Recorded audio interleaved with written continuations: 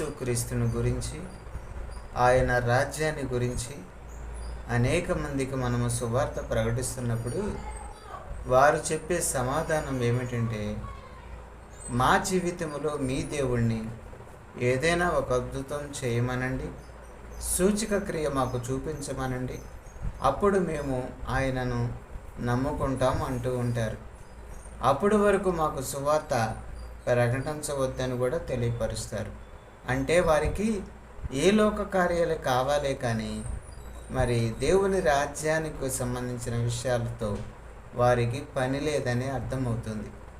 ఆనాడు హేరోదు కూడా యేసు ప్రభు వారిని చూచి మిక్కిలి సంతోషించి మరి ఆయనను గూర్చిన సంగతులు వినినందున ఆయన ఏమైనా సూచక క్రియలు చేయగా చూడ నిరీక్షించి మరి బహుకాలము నుండి ఆయనను చూడగోరెను అని లోకా శుభవార్త 23వ అధ్యాయం 8వ వచనంలో అక్కడ వ్రాయబడి ఉంది.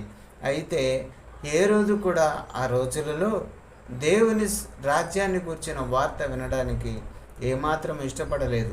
ఎందుకంటే ఆయన కూడా ఈ లోక మనసు కలిగి మరి ఆయన ఏమైనా ఒక వింత కార్యాలు అద్భుత కార్యాలు ఏమైనా చేస్తే గనక చూద్దామని ఆలోచన హృదయ కాఠిన్యం కలిగి ఉన్నాడు.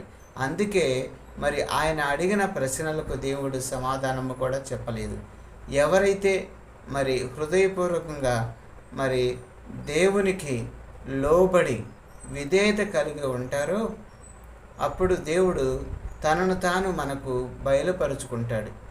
అయితే మనము ముందుగా ఆయన నీతిని ఆయన రాజ్యాన్ని మనము ఎదిగే వరంగా ఉండాలి.